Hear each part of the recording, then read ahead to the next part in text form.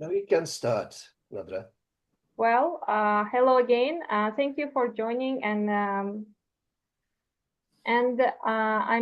our next session is we have co-presenters that I'm going to please meet our distinguished presenters. The first is Associate Professor Dr. Siti Salina Binti Mustaqim from Malaysia. She's a distinguished educator and researcher with extensive expertise in educational measurement, pedagogy, assessment, and teaching English as a second language.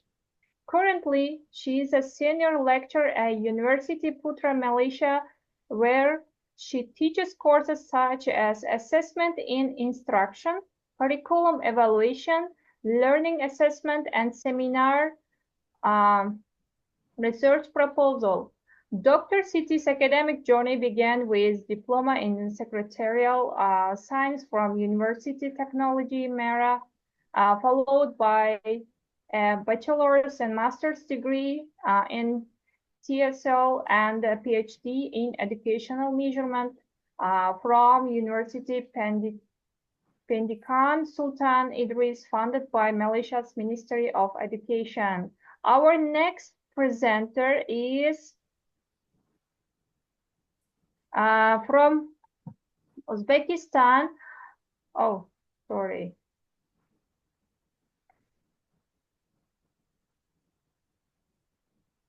I am so sorry.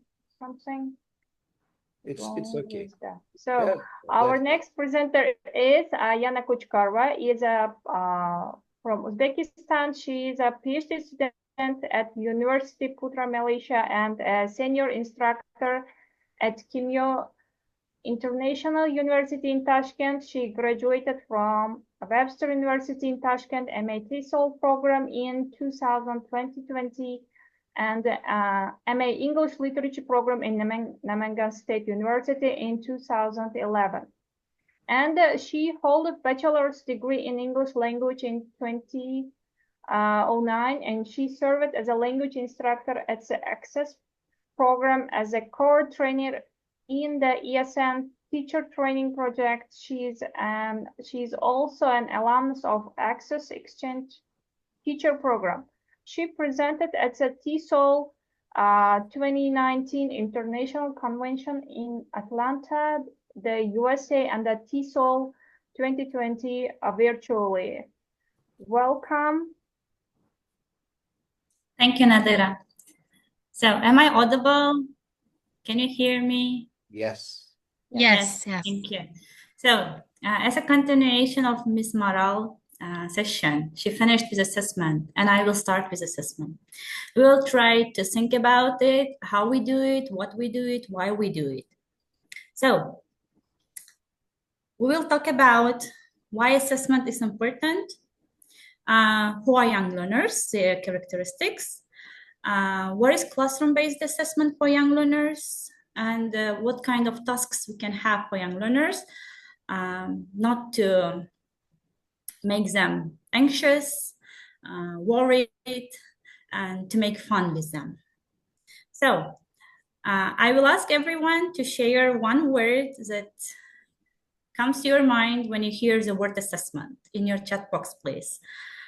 How do you feel when you hear the word assessment?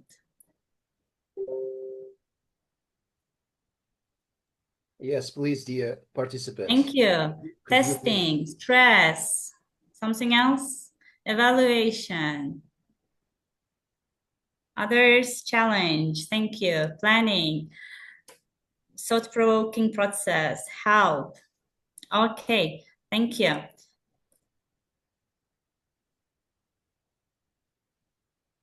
So these are some other words, the emotions that comes along with assessment. So some teachers can have satisfaction, motivation. Students can feel the same. They can feel curiosity. They can feel alertness. Some students can feel regret, fear, and different emotions can accompany assessment in different situations. So, why it is important? We all know that assessment drives learning, and all students do what teachers check. You can check it yourself in your classes, just give them tasks and don't check. Next time they will not do it, right? So wherever we check, students do. That shows how assessment is important in our classes. I'm not talking about high-stake assessment. However, classroom-based assessment for young learners can be considered high stakes because it evaluates both formatively and summatively. So assessment should serve learning. If it doesn't serve learning, it's not so much of useful. It should serve to improve students' learning. It gives us feedback on how students meet objectives. Ms. Maral started with objectives. I will continue with it. And how students learn. It helps teachers to understand, to measure students' achievement. What have they achieved? To diagnose the flaws, where they have problems. And to change something in the classes so that teacher can maintain students' knowledge and skills. So assessment is also important because it shapes or racks young minds. It can maintain attitude towards learning in general and in English. If teacher's assessment is not conducted properly in young classes, in primary schools, it can shape what students think about English. We all know that young learners want to be loved and accepted by adults. Adult can be parent, teacher, anyone who is older than them. And assessment shows, via assessment they can see that teachers' love or attitude to them. And for this reason, assessment is important for young learners.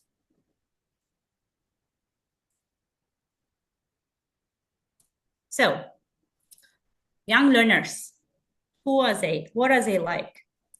On the screen, you can see different adjectives that I came up with to describe young learners. Everyone who has a kid can say that they are super energetic, they're curious, they're creative, emotional. They can cry out and suddenly stop and play a game, right? They're enthusiastic, imaginative.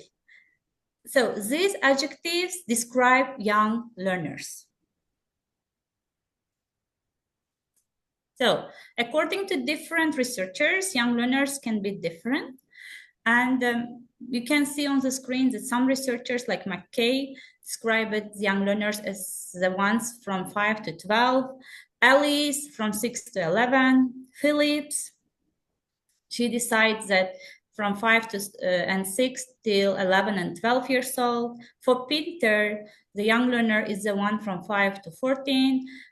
Besides, she subdivided in these age groups into 4 subgroups as well. But all of these researchers and other researchers agree that maturity level, cultural context, and socioeconomic background can influence young learners' development. So how do they develop? We have 3 categories according to which we divide young learners. The first one is growth. They grow, they are not stable. And as adults, as teachers, we need to understand it. We need to accept it because we cannot change it, right? So growth can be cognitive, social, emotional, and physical. Cognitively, they are not stable. They have short attention span. Usually when we consider activities or assessment tasks, it is important to take into consideration attention span. If your learner is 5 years old, it means your assessment shouldn't last longer than 5-6 minutes because they cannot keep their attention more than that time. How we count it, I don't know where I read it. Just add 1 minute to the age of the student. If your student is 7 years old, it means maximum 7-8 minutes he or she can keep attention. Then they get distracted. Direct experience, when they're about 7 years old, they need direct experience. They need to touch, they need to taste it, they need to smell it, so they need to do that stuff. And they start developing logical and abstract thinking by the 11 and 13. In terms of social emotional development, starting from the age 5, they start being socialized, they start to learn to share. If you observe your kids before 5, approximately, they don't share their toys. Like I have a niece now, she says, mine, everything is hers. She doesn't want to share. She's about 3 years old. So at the age of 12, they have peer influence. It increased because they go to the teenagehood. In terms of physical development, they improve their gross motor skills, fine motor skills. Why it is important to consider? When you teach your 7-year-old kids in primary school, writing, drawing cannot be super clearly done because they haven't developed their fine motor skills yet. Boys usually later than girls. Girls mature faster than boys, and boys are more active. They need movement-based tasks. Why we need to know this? Because this would be translated into assessment. When you create your assessment, think about, does it have some movement? How long it is? Okay, because this can influence what students show to you. So literacy, another second consideration is literacy. They just learn to read, to write, and we need to understand it. They improve their decoding skills. Decoding is sound and letter matching, right? So B sound, and it can be written in different ways for English, for Russian, for Arabic. So this is decoding. They may have literary oral skills problem that they bring from their homes and from their kindergarten that can also influence their literacy development. The kids who was spoken to, who had storytelling in their life, different types of storytelling in different languages, they will develop their literacy skills faster. L1 can help L2. That's why in Uzbekistan we have reading and writing starting from grade 2. We don't have reading and writing in grade 1. In grade 1 we have listening and speaking. And writing improves along with the development of motor skills. That means sometimes your learners cannot write, not because they don't practice, just because they haven't grown up yet. They haven't reached that maturity level physically. And even though their age is 7 or 8. Literacy development, they start draw and then move to writing meaningful texts. They start decoding and they move to the purposeful silent reading. We all remember ourselves that we were able to read silently when we were about teenagers, right? And they start develop critical literacy. It's understanding complex sentences, to look to the situation from different perspectives, different genres. Like as in Ms. Maral's session, it was mentioned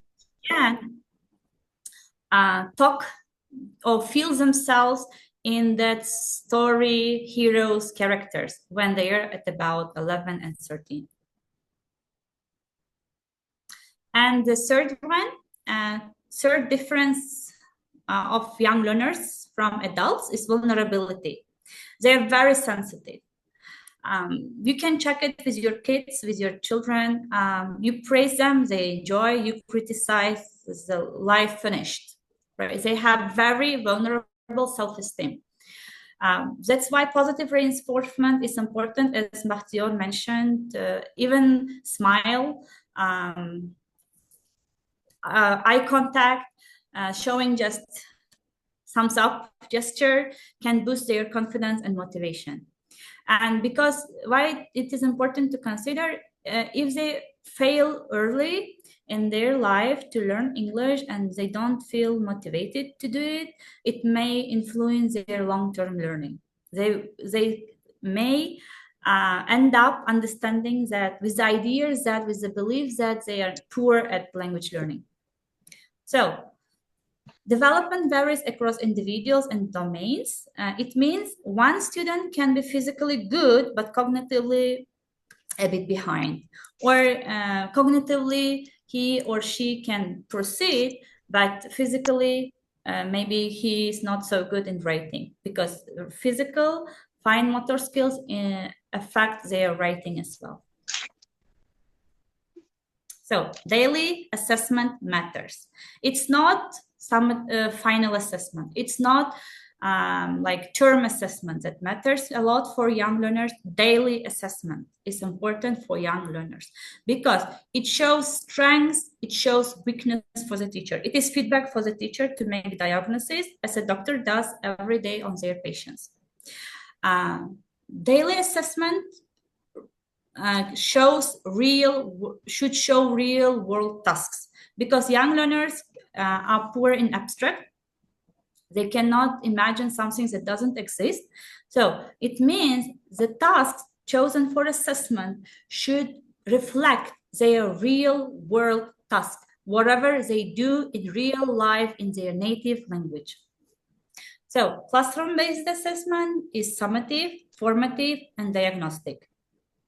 It is everything for young learners. So not everything what we do in our classroom is assessment. You can see here on the screen that we have some terms: test, measurement, assessment, teaching, and evaluation. So the word evaluation, value, it has a root value, right? It means we decide whether it is good or bad. For example, IELTS 6.5. It can be considered good, but at the same time, it can be considered not so good. This is evaluation. Test, it's just small part of what we do in terms of assessment, like multiple choice, close activities, right? Measurement, we decide what we measure. What is that we measure? That is related to our objectives. Assessment is bigger than these two terms because role play also assessment. It's not test, right? But we assess. And at the same time, we teach in the classroom. Not everything what we do in the classroom is assessment. Assessment for young learners is embedded in teaching, but it's not everything what we do in the classroom. So we have different purposes of assessment. Assessment of learning, that's usually summative. It is important. We check what they have achieved. Assessment for learning, it's ongoing. It provides feedback. It gives opportunity for learners to form their skills, to form their knowledge. They're allowed to make mistakes. Mistakes are important in learning, and we all know it. And formative assessment allows them to make mistakes, while summative assessment or assessment of learning doesn't allow them to make mistakes. And the third one, we have assessment as learning, when we give learners opportunity to evaluate themselves. This is learner-driven assessment. So some principles exist for assessment to consider. Practicality. Is it practical what you do? Think about it. Do you have enough time? Do you have enough resources? Is it practical? Reliability. That if you do the same assessment after some time, like not long time, will it show the same results or not? If it doesn't show the same result, then something is not okay. Validity doesn't check what it is supposed to check. Imagine you want to evaluate your students' speaking. Usually speaking, listening is evaluated most with young learners, but you give them to write a story. So assessment is not valid then because it doesn't check speaking, right? Or if you're trying to check spoken interaction rather than spoken production, and you're giving them to make presentation. Presentation will not be considered valid for checking spoken interaction, because for spoken interaction, we need to have role play, dialogue, something like that. Authenticity, one of the most important ones, because students cannot do something they have never done in their real life. Do they do the same thing with the same material in real life? For example, you're trying to try tasks from Miss Maral's session, storytelling, right? How do they do it in their Uzbek or in their Kazakh and their Russians? So align it to what they do in their real life. Washback, how assessment influence them? Is it positive washback or negative washback? How do they feel after the assessment? Do they feel fair? Do they consider that your assessment is fair? Or they have some feelings that you love Gulruh more than Yirkin? So it should be fair, and they should feel that you are doing fair work. They should trust you. And the assessment should be trustworthy and useful. Useful in terms of improving learning. We have criterion referenced, norm referenced, self-referenced assessment. All of them are important for young learners. Criteria, you set criteria for young learners. When you check your learners based on your criteria. You have norm referenced when you compare your students to each other. So today Abdulaziz is better than Azamjan. You compare your students, right? Self-referenced, when you compare the student to himself, to previous himself. So last time your presentation was, you couldn't keep eye contact, but now you managed your eye contact. So this is self-referenced. Feedback and feed-forward. Just marks are not so much useful for young learners because 5, okay, what does it mean 5, right? What did they do good? What did they do not so good? And feed-forward is something that provides them suggestions how to change. What should the student do to practice next time to get higher marks? So this is something Ms. Maral started. Objectives. Be specific with your objectives because objectives and assessment should align and your activities should match. This is essential when you set your assessment because we should know as a teacher what we are assessing, what we need to assess. If student does 5 fruits and your objective is 5 fruits, and in your activity you have 5 fruits, in your final assessment you have 5 fruits. Okay, something that a lot of teachers mismatch. So now I will come to tasks. Stories. Stories are important for young learners because this is all what they get till they come to their primary classes. Stories can be, we can get stories from everywhere, from TV, from songs, poems. So even what happened in their homes, also story. What did they do outside after the classes? They can tell. That's also story, right? So here we have some source where you can find 1,000 pictures for teachers, their stories, and they are usable. They can tell stories. You can ask, first teacher tells the story herself or himself. Miming, dramatizing. You can tell they can dramatize. And it is assessment. It is activity, but it is assessment. It checks their listening. if they mime not properly, it should show you that they are not understanding. Okay, you can ask them to repeat lines to check pronunciation, right? They can develop their comic strips. And language doesn't have to be super difficult. It can be easy language. So this is taken from that source that I shared before. This is Three Little Pigs, the story we all know. And here we have pictures, and you can check it as a role play, as a reader theater. I will talk about it later. So total physical response, a lot of teachers does it. And how we do it, teacher does, teacher says, students watch, teacher does, teacher says, students do. And the last part, usually teachers sometimes don't understand how do we assess, because they can check each other, they can look at each other and just copy, right? And so this mask can help us.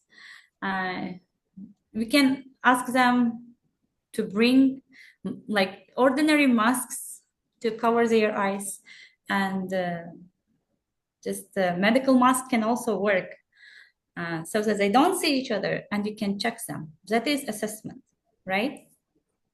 You evaluate their comprehension, listening comprehension, whether they understand what you order them. So as I mentioned, stories can be done as a reader theater. Here you can see students read with emotions. This is reading. You check their reading. You can have role plays, and they can play roles. You can have running dictation, just small story, running dictation, or you can have picture dictations. The checks both, right? This is integrated, and this checks groups and pairs. It doesn't have to be individual. So class survey, when they report, you can evaluate them.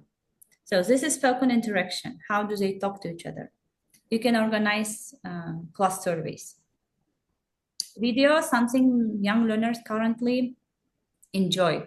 They can make shows, they can sing songs, they can recite poems and send to you rhymes. They can tell stories. You don't have to listen everyone in your classes. If you think that you cannot organize pair work or group work in your classes, ask them to send your videos, 1 minute video. But to send that 1 minute video, for you to evaluate, they practice a lot. And that is the most important part of assessment, to make students practice. Dubbing, it can be done in the classroom for any cartoon. Just small part can be read out with emotions. Bakhtiar mentioned about it, to use masks. Why masks are important? For presentations, for storytelling, for book presentation. Young learners are very vulnerable, really vulnerable, and sometimes they don't want to speak. Not only because of language, but because they don't want to feel bad. But hiding themselves behind masks can help them to overcome that shyness. And we can make masks from different things, even bags. And they do it themselves. We don't do it for them. This is writing. Copying, also considered as an assessment for young learners. Picture gaps, or just copying. You see, their handwriting is not so good yet because they haven't developed fine motor skills. Letters can be big, small. This is vocabulary jigsaw that can be used for assessment, and you can see how they're doing. Puppet shows, one of my favorites, like masks for young learners. They can speak. What's your name? My name is Abdulaziz. How are you? I am fine, thank you, and you? The same thing can be done with puppets. It seems as if Abdulaziz is not there, if he is vulnerable child. And this is something important. We usually do observations informally. We don't have recordings.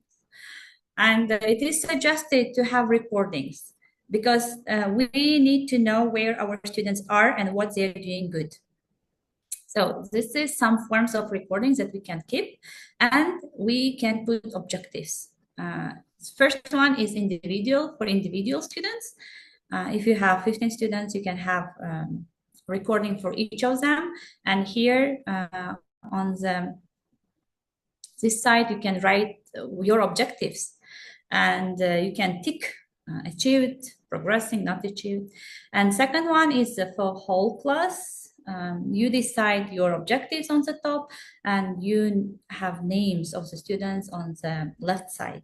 And while you observe them, you just tick there where they're standing, so that you can refine your classes and to organize them better to help your learners. We do this. I'm sure most of us do this, but we do it informally. And sometimes we forget where our students are, or we have generic idea where they are. But this will help you to be more specific and more targeting and target students better. So it's not only you who assess in the classroom, it can be student. Don't consider that they cannot do. Young learners can do it if teacher guide them properly. But it will not be done perfectly from the first time. Like from scratch, this is also skill. They need to be able to look at it. And especially in my place, sometimes they can be too positive, or sometimes they can be too negative. That's also something for them for you to teach them to be objective when they assess each other. And they can put smiles, they can put stars, some images, because they are better at drawing when they are grade 1, grade 2. So this is for grade 4, grade 5 can go for that, mostly for grade 3 and 4 and higher. And you decide objectives and wording for students. So according to McKay, 2006, we should ask ourselves, to what extent the results of assessment reliable? Are they reliable? Will they repeat themselves? Are they valid? It means, is it meaningful for them? Does it check what is this supposed to check? Is it authentic? Is it like real life, something that they do with a task? Young learners need interaction. Sometimes, why we ask students to sit boys and girls in our context, so that they don't talk to each other, right? Because they are really interactive people, and they are better with their own gender. Boys are better with boys, girls are better with girls. But when they grow up, when they reach adulthood, like teenagehood, they start getting interested into each other's genders. But for young learners, they are better with the same gender. Is it practical? Assessment shouldn't overwhelm the teacher as well. Students should work more than the teacher for the assessment. And it should have positive impact. So who assess? It can be teacher, it can be peer, it can be students themselves. When do you assess? At the beginning to make diagnosis, during the process to form, at the end to see what we have achieved, and even after the lesson, delayed assessment, to see how much is staying in their brains, in their skill. What do we assess, we assess objectives, how they meet objectives, values, learning, growth. Sometimes students don't meet objectives, but they show growth. They show that they are better than themselves. That's why it was mentioned that the teacher use criterion referenced, norm referenced, and self-referenced assessment. How to assess individual, you can evaluate them individual, pairs, mini group, whole class. Where to assess, it can be done in class, or you can ask them to send video that can be done out of class. Assessment should be useful, it should serve learning, it should have fun, because they are young learners. If it doesn't have some fun components, they will get stressed. And events, young learners get stressed, they don't show what they can do. And consider attention span. I know that it is a lot to consider for if you just trying that. Baby steps. Like our young learners take their baby steps. As a teacher, we also can start to take baby steps to modify our assessment in our classes. Thank you. If you have questions, you're welcome. I hope I managed my time. Well, thank you, Yana, for the great and informative, wonderful presentation. Dear colleagues, please feel free to share your questions on the chat box, and Gulruh will. Thank you. Thank you so much. Yeah. Thank you. Thank you, Yana, for interesting presentation so far. Because of the time, so you can answer only for one question. And here I want also to mention that a lot of participants are saying thanks for inspiring speech, for detailed and clear presentation on assessments. And then let me ask the question. So the question is given by Nurzada Ergesheva. Is daily assessment versus formative? Is daily assessment? Assessment, yeah, versus vs formative. Daily assessment, it can be formative, it can be summative. It depends for what you assess.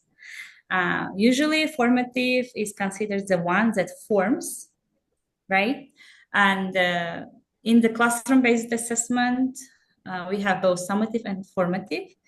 And for me personally, daily assessment that you usually do in the classroom can be assessment for learning, as that is formative, and assessment as learning, that is also formative as well. And currently in assessment trend, they are even moving to the idea that summative assessment should also have some formative component. So for that reason, it can be yes, but also we should consider that for young learners in daily base, we may have summative assessment as well. Okay, thank you. If we check their achievements. Okay, so Yerkin, can I ask one more question, please? Are we okay with the time? Okay, please. Okay. Okay, so the question is asked by Marina Alimova. So in what ways do traditional summative classroom assessments, just a second, often designed to measure, recall, and standardize performance, potentially hinder the development of critical thinking, creativity, and deep conceptual understanding in students, especially those with diverse learning styles and backgrounds? Yeah, if you wish, you can also look at the chat box and then find Marina Alimova's question. So if I understand Marina Alimova's question properly, in what ways traditional assessment meet those all for like meet or doesn't meet 21st century skills? It depends how you organize summative assessment. If you organize your summative assessment as a role play, then it will help learners to improve those 21st century skills. If you organize your summative assessment as a multiple choice, then it may not check students' creativity. I'm not saying that multiple choice is bad. We need all of them in our classes. We need both traditional, summatives, we need alternative assessment. It is a teacher who jungles those types of assessments. That's why I presented a lot of them. I didn't talk about tests a lot because most of us are aware of tests. And in terms of how you organize your summatives, it can help or it can prevent, like not develop that 21st century skills that you're like counting here, as far as I understood. Okay, great. Thank you. Thank you so much. So again, the thanks by the participants, and then so Umida is mentioned that so your presentation was captivating, very captivating presentation. Good job, Yana. Thank you. Thank you. Thank you. Thank you, Gulruh. Thank you, Yana and our presenters, and thank you for the interesting questions. And now we are going to move on the next session. Mr. Yukin, go ahead, please. Thank you so much, dear Yana, for presenting, for contributing to our community. Thank you for participating in the conference. We had been wondering. Akku, please unmute yourself. Akku.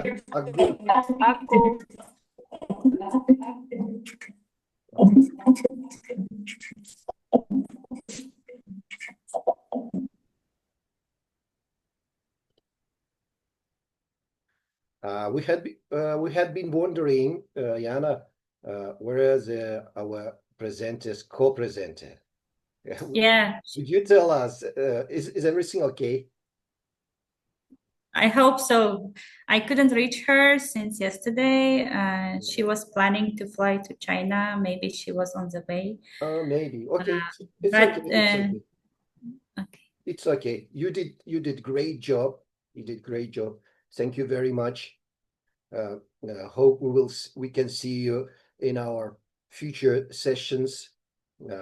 Thank you, Nadra, for hosting the session. Thank you, Gulruh, for moderating the chat box.